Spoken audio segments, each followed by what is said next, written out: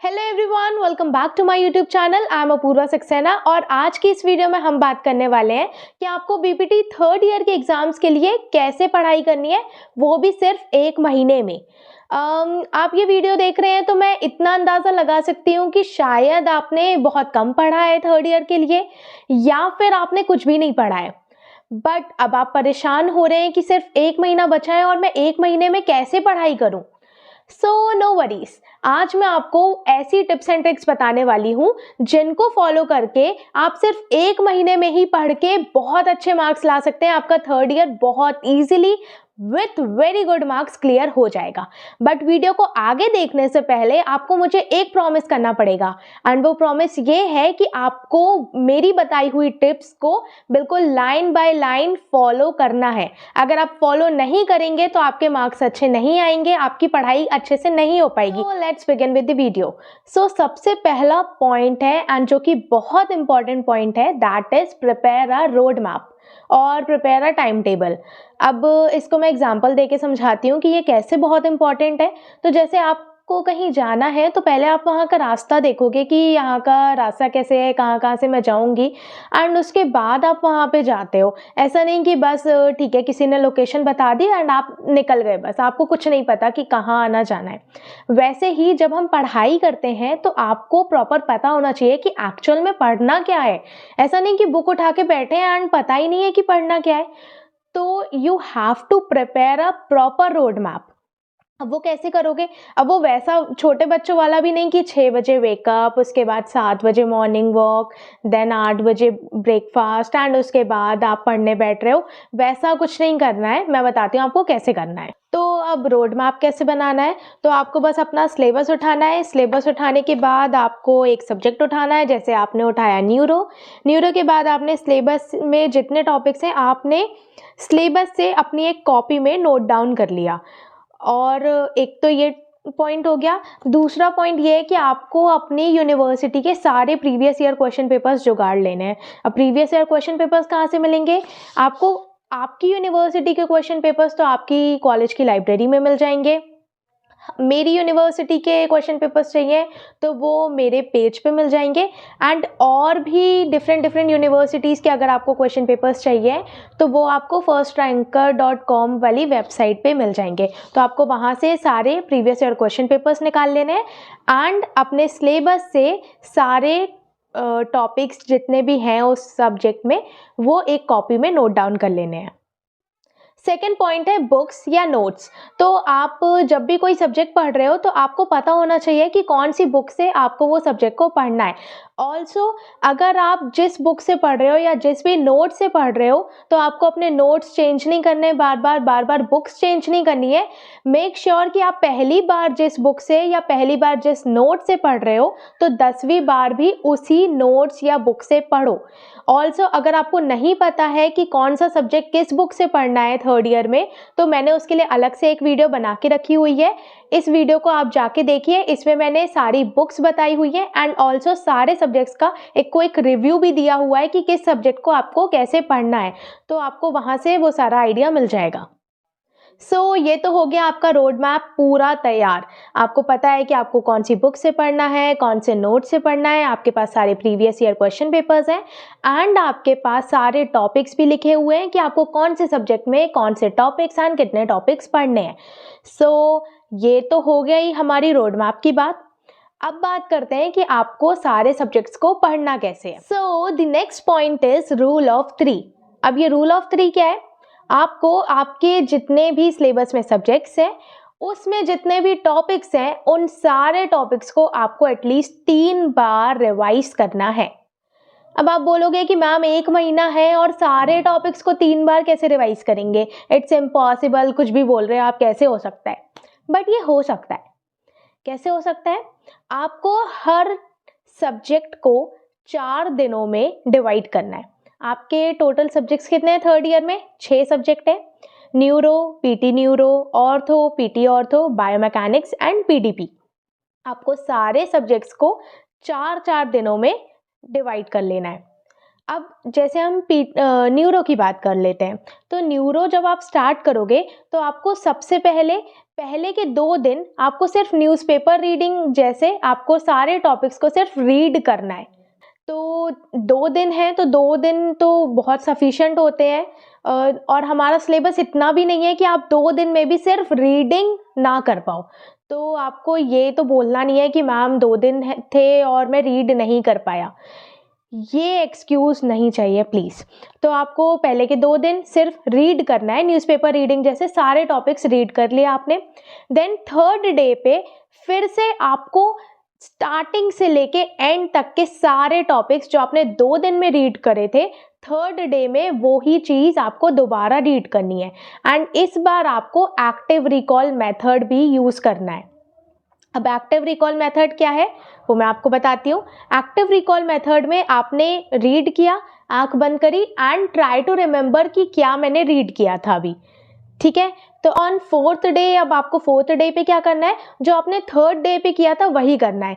एक ही दिन में सारे टॉपिक्स को रीड करना है एंड एक्टिव रिकॉल मेथड से आपको रिमेंबर करना है कि आपने क्या रीड किया और अभी आपको कितना याद है।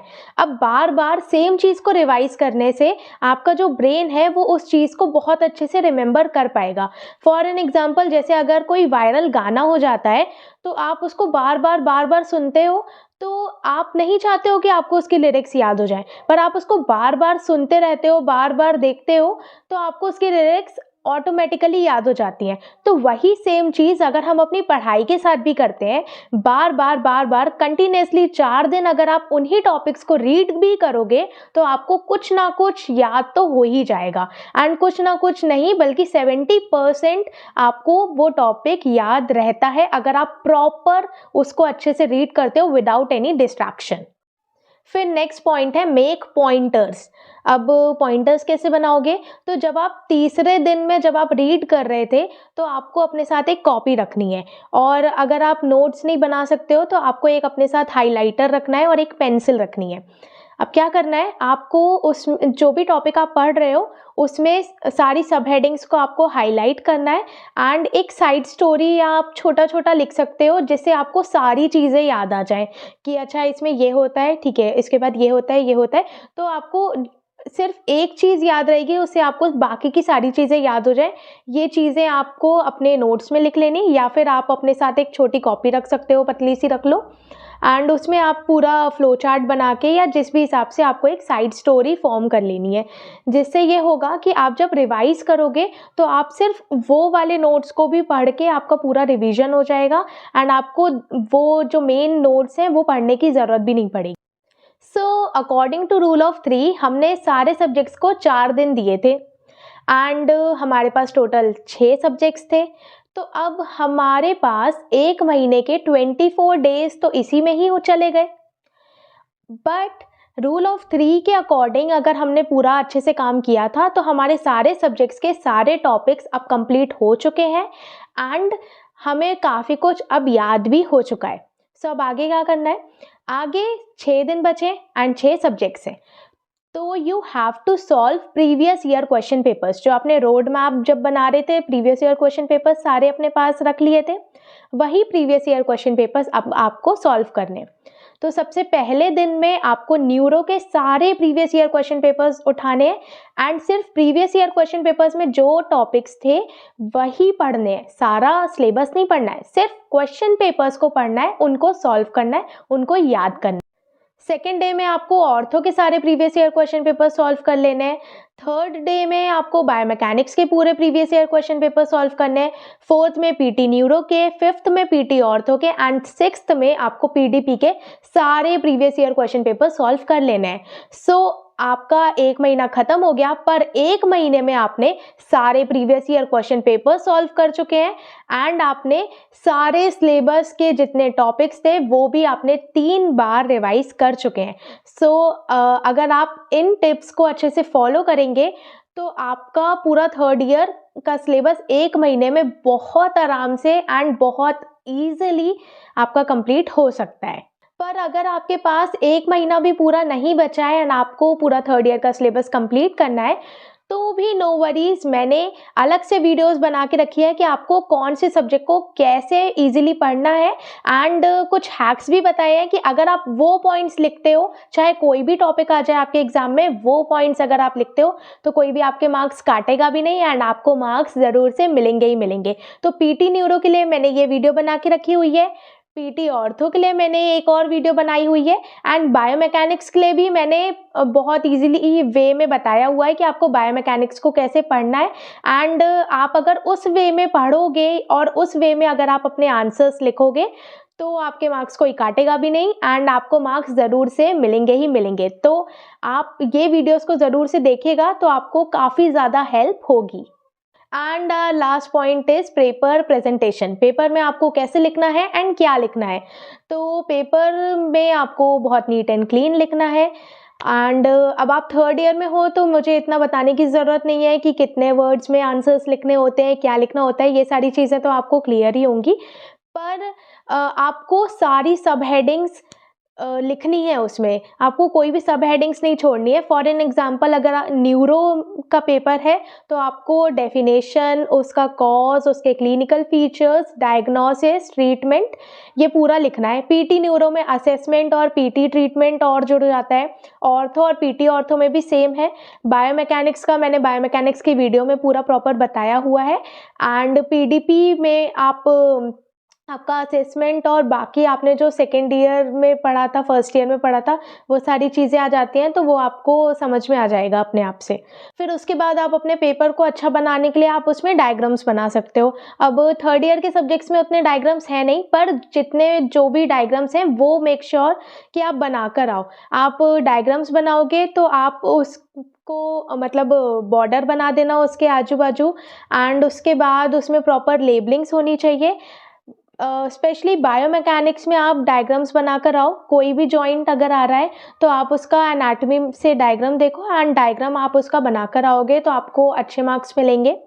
एंड उसके बाद अगर आपको कोई टॉपिक ज़्यादा नहीं आता है, थोड़ा बहुत आता है, तो आप उसमें फ्लो चार्ट बना के आप उसको लिख सकते हो। तो इससे आपका जो पेपर है वो भरा भरा सा लगेगा एंड फ्लो चार्ट रहेगा तो आपका जो आंसर है वो चेक करने वाले को इजी भी लगेगा कि हाँ ठीक है, इसने बहुत अच्छे से लिखा है, इजी वे में लिखा है, तो वो अच्छे से समझ पाएगा एंड आपको मार्क्स भी मिल जाएंगे। So yes, this is all about preparation of third year subjects in just 1 month। एक चीज़ मैं और बोलना चाहूँगी कि जो रूल ऑफ 3 है उसे आप बिना डिस्ट्रैक्शन के फॉलो करें प्लीज़। आप अपना फ़ोन, अपना लैपटॉप, जो भी चीज़ है, जो भी चीज़ से आप डिस्ट्रैक्ट होते हो उसको आप बहुत दूर रख दें एंड उसके बाद आप बिना डिस्ट्रैक्शन के टॉपिक्स को रीड करें। बिकॉज अगर आपको डिस्ट्रैक्शन होगा तो आप उस चीज़ को याद नहीं रख पाओगे। तो बिना डिस्ट्रैक्शन के आपको रूल ऑफ 3 को फॉलो करना है। बाकी सारे पॉइंट्स आपको क्लियर हो ही चुके हैं। कुछ और जो भी चीज़ें रहेंगी तो वो मेरी दूसरी वीडियोज़ में है, वहाँ से आप देख लीजिएगा। अगर आपको इम्पॉर्टेंट टॉपिक्स जानने हो तो आप मुझे मेरे इंस्टाग्राम के पेज पर डीएम कर सकते हैं, या फिर अगर आपको कोई और टॉपिक पे वीडियो चाहिए हो तो आप मुझे मेरे इंस्टाग्राम के पेज पर डीएम कर सकते हैं, या आप मुझे नीचे कमेंट पे भी बता सकते हैं। अगर आपको कोई नोट्स चाहिए हो, मेरे पास अगर अवेलेबल होंगे तो मैं आपको अवेल करा दूंगी। सो यस, अब इस वीडियो को हम यहीं पर एंड करते हैं। आई होप आपको ये वीडियो पसंद आई होगी। अगर आपके फ्रेंड्स भी बहुत ज़्यादा टेंस्ड हैं कि कैसे पढ़ें 1 महीने में, तो आप उनके साथ भी मेरी ये वीडियो शेयर करिएगा और ये टिप्स एंड ट्रिक्स को प्लीज़ ज़रूर से फॉलो करिएगा। आई होप आपके थर्ड ईयर के एग्ज़ाम्स बहुत अच्छे से क्लियर हो जाएं एंड आपके बहुत अच्छे मार्क्स आएँ। सो बस पढ़ने बैठ जाओ। All the very best for your exams and मैं आपके लिए ऐसे टिप्स एंड ट्रिक्स, ऐसे हैक्स और लेकर आती रहूँगी। सो तब तक के लिए stay tuned and thanks for watching.